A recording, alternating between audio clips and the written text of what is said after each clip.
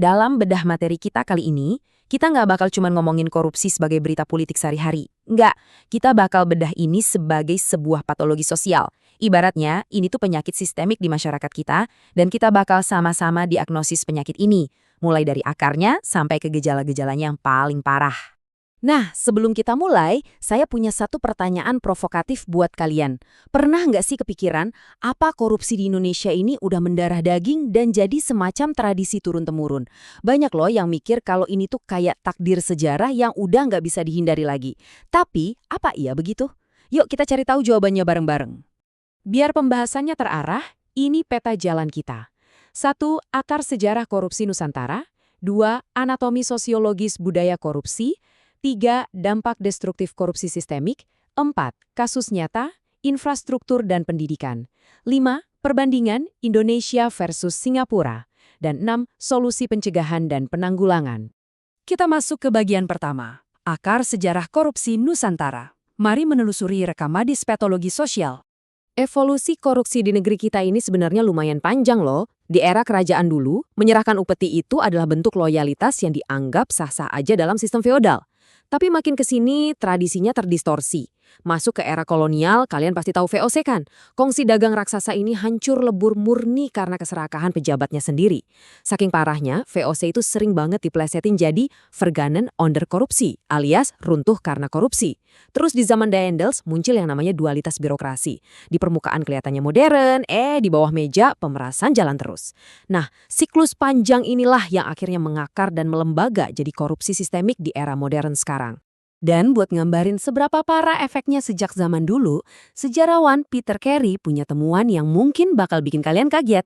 Ternyata, penyalahgunaan wewenang dan sistem sewa tanah yang korup itu adalah salah satu pemicu utama meledaknya Perang Jawa.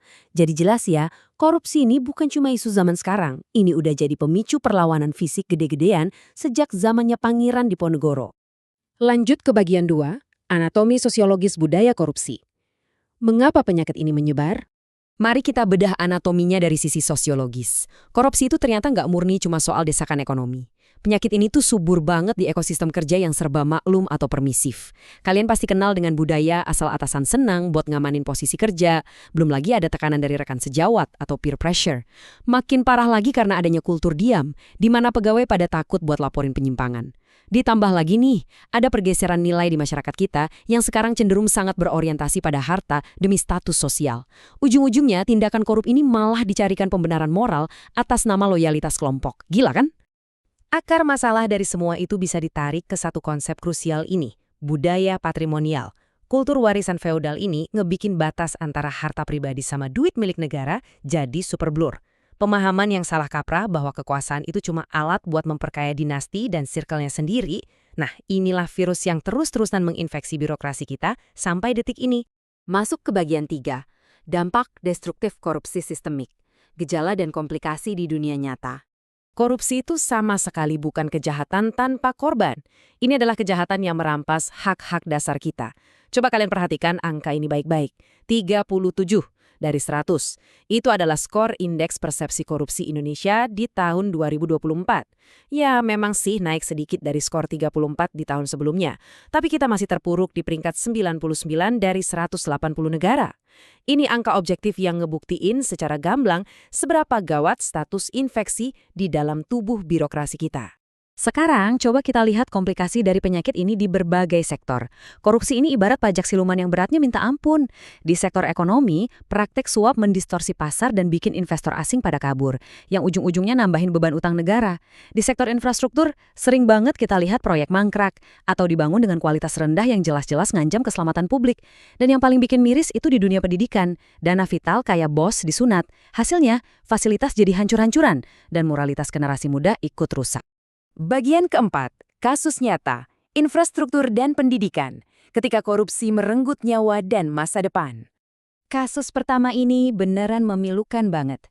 Bayangkan, proyek pembangunan shelter tsunami di Pandeglang senilai lebih dari 18 miliar rupiah berujung pada status total loss alias gagal total.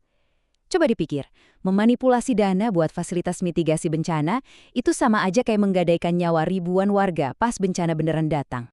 Contoh kedua ini juga nggak kalah bahayanya. Di proyek tol Jakarta Cikampek 2, spesifikasi teknis yang harusnya pakai struktur beton, diam-diam diubah jadi rangka baja demi ngeraup selisih biaya secara ilegal. Ini bukti paling nyata gimana koruptor berani banget ngorbanin kualitas dan standar keamanan publik semata-mata demi memperkaya diri sendiri. Lebih parah lagi, kalau kita ngomongin sektor pendidikan. Invasi korupsi di sini tuh bener-bener merampas masa depan. Dana sekolah yang digelapkan bikin fasilitas nggak layak pakai. Tapi yang lebih bahaya, ekosistem korup ini secara nggak sadar menormalisasi yang namanya budaya instan buat para siswa.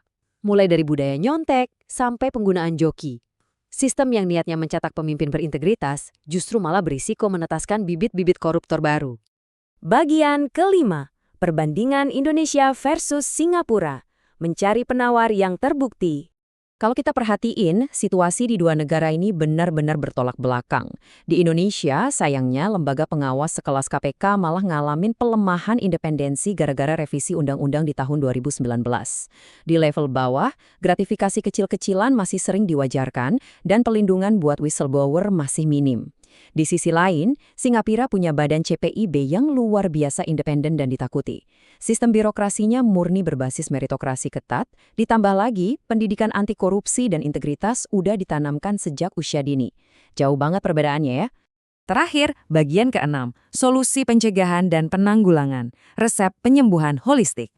Dari materi yang kita bedah hari ini, ada 3 langkah fundamental buat menyembuhkan penyakit ini. Pertama, percepat pengesahan RUU perampasan aset. Hukum itu harus punya gigi buat menyita hasil curian, biar koruptor jera dan nggak bisa menikmati harta haramnya. Kedua, pangkas interaksi birokrasi tatap muka lewat digitalisasi mutlak, kayak pakai e-procurement, supaya celah suap bisa ditutup rapat. Dan yang ketiga, harus ada transformasi budaya secara total. Institusi wajib ngasih perlindungan absolut buat whistleblower, dan masyarakat harus punya nyali buat nolak budaya suap, sekecil apapun itu. Sebagai penutup sesi kita, mari renungkan satu hal yang krusial. Regulasi sekeras dan setegas apapun akan tetap tumpul kalau budaya permisif kita tetap dibiarkan hidup. Memberantas patologi sosial ini butuh lebih dari sekedar penjara. Ini butuh keberanian moral dari kita semua. Pertanyaannya, maukah kita memutus rantai kelam ini sekarang? Terima kasih udah ikutan bedah materi kali ini, tetaplah kritis, dan sampai ketemu di penelusuran materi berikutnya.